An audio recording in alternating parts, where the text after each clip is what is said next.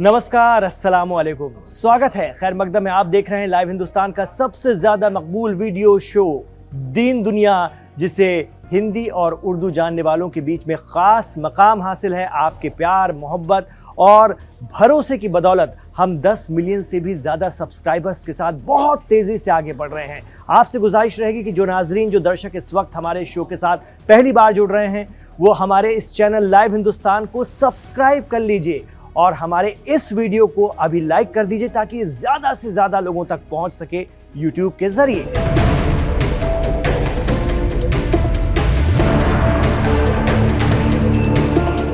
कुछ दिनों पहले ईरान के न्यूक्लियर प्रोजेक्ट को लेकर अमेरिकी प्रेसिडेंट ट्रंप ने ईरानी supreme leader Ayatollah Ali Khamenei को एक खुला खत लिखा, जिसमें बातचीत की पेशकश के साथ साथ धमकी भी थी। ईरान ने प्रेसिडेंट ट्रंप के इस प्रस्ताव को सिरे से खारिज कर दिया और अमेरिका और ट्रंप के साथ कभी भी किसी भी तरह की बात करने से साफ इनकार कर दिया। ईरान ने दलील दी कि वो अमेरिका का दबाव कतई बर्दाश्त नहीं करेगा और धमकी देकर बात तो की ही नहीं जा सकती। अब ईरानी या पर्शियन नए साल नवरोज के मौके पर इमाम खामनेई ने रमजान में हजरत अली की शहादत को याद करते हुए मिडिल ईस्ट या वेस्ट एशिया के अरब ममालिक को एक बड़ा पैगाम दे दिया है। जी हां, नवरोज पर ईरानी सुप्रीम लीडर ने एक के बाद एक कई ट्वीट किए, जिसमें उन्होंने कहा कि ये नया साल इस्लामिक उम्मा की जीत का साल हो। इससे पहले उन्होंने 17 मार्च को भी लिखा था, रेजिस्टेंस ही वाहिद या एकमात्र रास्ता है। रेजिस्टेंस यानी मुकावमत।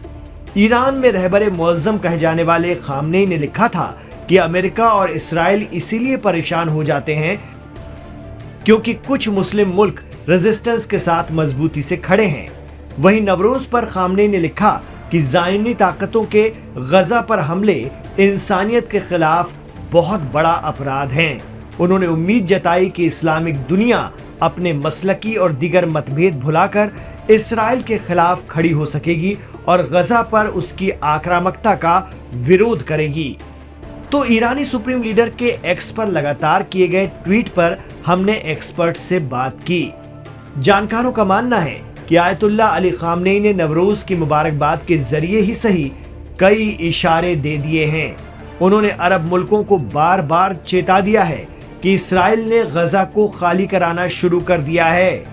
रमजान में ताजा हमले उसी का नमूना है। एक्सपर्ट कहते हैं कि खामनेई अरब देशों को समझाना चाह रहे हैं कि इस्राइल को सिर्फ पावर से रोका जा सकता है और इसके लिए सबको एक साथ आना होगा और इसका एक ही तरीका है, मुकावमत या रेजिस्टेंस। गौरतलब है कि ईरान की प्रॉक्सी या हिमायती कहे जाने वाली रेजिस्टेंस तंजीमें ही इस्राइल से मुकाबला कर रही हैं।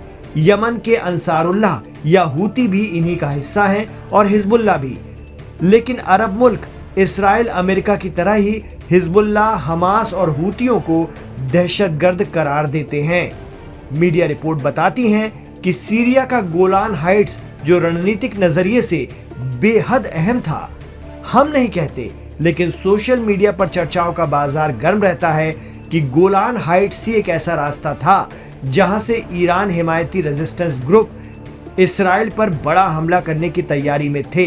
ये इलाका लेबनान और सीरिया से इस्राइल को जोड़ता है, लेकिन अरब ममालिक और तुर्की के सपोर्ट से सीरिया के इख्तिदार में काबिज हुए अबू मोहम्मद जौलानी के आते ही सबसे पहले इस्राइल ने सीरिया के इसी गोलान हाइट्स पर कंट्रोल हासिल कर लिया और पूरा इलाका अपने कब्जे में ले लिया।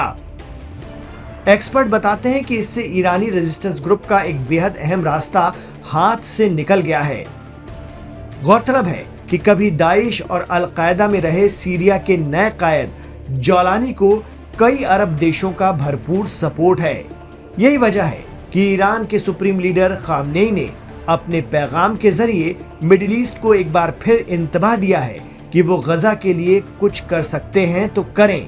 वहीं अमेरिका से बात करने से इनकार के बाद ही ईरान ने अपनी जंगी तैयारियां भी बढ़ा दी हैं। कहा जा रहा है कि वो लगातार अपने दोस्तों चीन और रूस और दीगर मुल्कों के साथ मिलकर अपनी तैयारियों को पुख्ता करने में लगा हुआ है।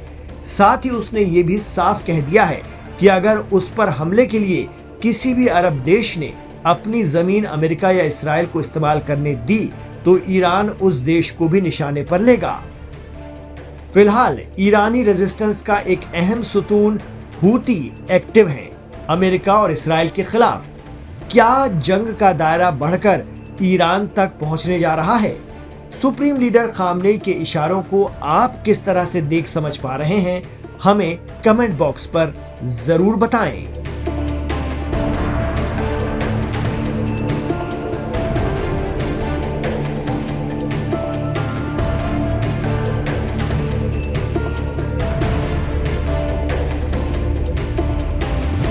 ये बात अरब ममालिक के समझ में नहीं आ रही, ये हम नहीं कह सकते। हकीकत यह है कि ये जो अरब ममालिक हैं वो अमेरिका के इशारे के ऊपर ही नाच रहे हैं और उसी एजेंडे को पूरा करने के लिए आप ये देखें कि जो बीच में नेगोशिएशन की बातचीत की जाती है, इस गेट को अमेरिका और इजराइल अरब ममालिक के ज़रिए खोल के रखे हुए हैं कि अगर मान लीजिए कि ऐसी पोजीशन आ जाए कि मिडिल ईस्ट के अंदर हमारे ख़िलाफ़, हर ममालिक के अंदर एक हमारे ख़िलाफ़ और रूलर्स के ख़िलाफ़ एक ऐसा एहतजाज पैदा हो जाए और रूलर्स मजबूर हो जाएं हमारे ख़िलाफ़ एक्शन लेने के लिए, तो उस वक्त हमारे पास एक गेट हो जो सीज़ फायर का गेट हो। तो ये जो सीज़ फायर वाला गेट है, इसको बाकायदा तौर के ऊपर अमेरिका के इशारे के ऊपर ये तमाम अरब कंट्रीज़ जो हैं इसको खोले हुए हैं और यहाँ सिर्फ बात होती है। और ताकि जो मुसलमानों का प्रेशर है, जो इंटरनेशनल लेवल पे जो प्रेशर बिल्टअप हो रहा है, वो कह रहे बात चल रही है, देखिए भी कतर के अंदर बात चल रही है, कतर के अंदर बात चल रही है। तो ये सिर्फ एक उसी का पार्ट है और ये अरब रूलर्स अपने उस पार्ट को प्ले कर रहे हैं। हकीकत तो ये है कि 2018 में ही अब्राहम एकॉर्ड करके ये लोग सौदा कर चुके हैं और इन लोगों ने पूरी कोशिश की थी बशर असद की हुकूमत को गिराने के लिए। जौलानी किसी और का आदमी नहीं है, वो इन्हीं अरब ममालिक का और टर्की का आदमी है जो बरसों से जो है बशर असद की हुकूमत को गिराकर इज़राइल का कब्ज़ा जो है वो सीरिया पर कराने का खेल कर रहा था। और आप प्रूफ देख लीजिए, इज़राइल का कब्ज़ा सीरिया के ऊपर हो गया, गोलान हाइट्स के ऊपर हो गया। ये वो गोलान हाइट्स हैं कि जिसके ज़रिए तमाम रेजिस्टेंस फोर्सेस ये कोशिश कर रही थी, इराक़ की भी रेजिस्टेंस फोर्सेस, आपके सीरिया की भी रेजिस्टेंस फोर्सेस और क्या नाम लेबनान के भी जो रेजिस्टेंस फोर्सेस थी, वो इज़राइल के ख़िलाफ़ यहाँ से एक एक्शन करने का काम कर रही थी। उसको इन्होंने तोड़ दिया। और यमन के ऊपर भी जो इतने दिन तक सऊदी के ज़रिए जो अटैक कराया गया था, वो भी अमेरिका और इज़राइल का एक पार्ट था, क्योंकि यमन बहुत मजबूत है। और यमन के जितने भी मिसाइल आप उठा के देख लें, जब सऊदी अरब के बीच में जंग रही तो वो उनका नारा होता था अमेरिका अल मौत, इज़राइल अल मौत। वो इज़राइल और अमेरिका मुर्दाबाद करने के बाद वो फायर करते थे। तो यमन जो है कि जो जंग को जो ईरान ने उसे रुकवाया, ख़त्म करवाया और सऊदी अरब मजबूर हो गया, उसके पास कोई चारा नहीं रह गया कि वो यमन के साथ में किसी तरह से नेगोशिएट करे।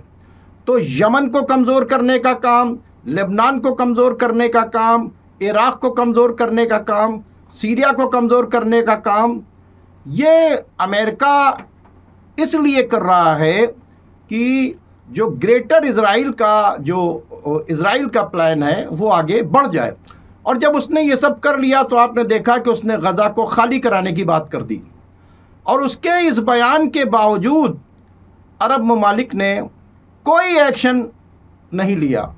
और पिछले 48 घंटों के अंदर आप देखें कि तकरीबन 1000 से ज़्यादा लोग मारे गए हैं। 948 की फिगर आई थी, अब वो बहुत ज़्यादा बढ़ चुकी है और काफ़ी लोग वहाँ के ऊपर ज़ख्मी हैं।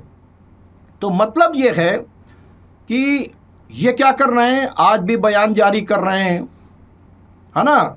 आज भी कह रहे हैं कि वो यूनाइटेड नेशन को इस पे काम करना चाहिए। भैया, यूनाइटेड नेशन को तो तुम 16 महीने से पुकार रहे हो, इंटरनेशनल क्रिमिनल कोर्ट को तुम 16 महीने से पुकार रहे हो, वहां से जजमेंट भी आ चुका, किया क्या? लाइव हिंदुस्तान पर दीन दुनिया शो आपको कैसा लगता है, हमें जरूर बताइएगा। इस शो के साथ आखिर तक जुड़े रहने के लिए आपका बहुत बहुत शुक्रिया। हमारे इस वीडियो को लाइक जरूर कर दीजिए और हमारे चैनल को अभी सब्सक्राइब कर लीजिए। एक बार हम फिर कहेंगे कि जो लोग आज हमारे इस शो को पहली बार देख रहे हैं, पहली बार हमारे साथ जुड़े हैं, उनसे भी हमारी गुजारिश है कि वो हमारे चैनल लाइव हिंदुस्तान को सब्सक्राइब जरूर कर लें, ताकि आपको मंडे टू सैटरडे हर रोज नए और ताज़ा वीडियो दीन दुनिया शो के मिलते रहें देखने के लिए। इमरान खान के साथ आखिर तक जुड़ने के लिए शुक्रिया। अपना ख्याल रखिएगा और अपनी दुआओं में हमें याद रखिएगा।